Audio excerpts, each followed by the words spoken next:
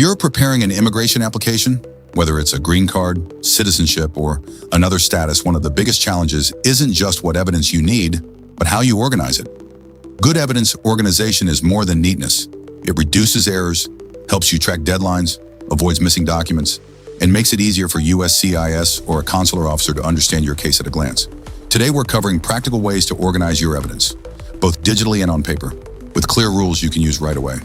So when you send documents that aren't labeled, are out of order, or are missing pieces, USCIS often issues a request for evidence, an RFE, which delays your case by months and still doesn't guarantee approval.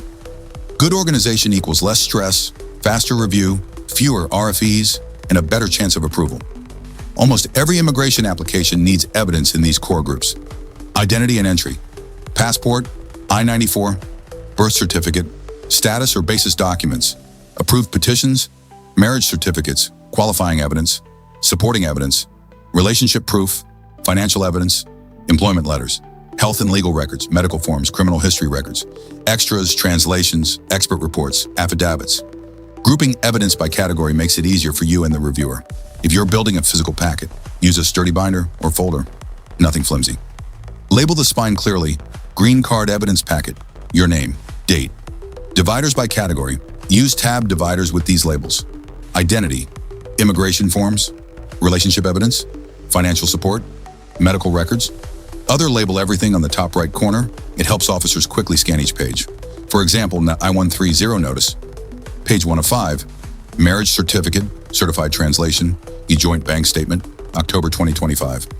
If you have multi-page documents, never send loose stacks, clip them in order. Digital organization is just as important and often more useful if you're filing online or need backups. Create a dedicated folder on your computer called Green Card Evidence, your name, date. Inside it, make subfolders matching your paper packet labels. Identity forms, relationship, financial, medical, other. Use consistent file names. A good format is category _ document, name _ year.pdf. Examples: identity _ passport _ bio page _ 2025.pdf, financial _ I-864 _ tax return _ 2024.pdf, relationship _ photos _ family reunion _ 2023.pdf. This keeps everything searchable and sortable. Even if you have physical and digital folders, maintain a master checklist that lists every document you have and where it is.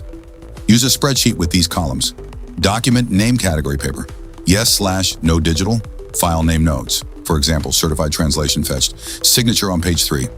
Review this checklist every time you add or update a document. Any document not in English must have a certified translation.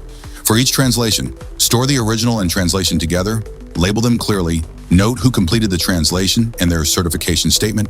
USCIS treats untranslated documents as unusable, so don't mix originals alone with translations alone.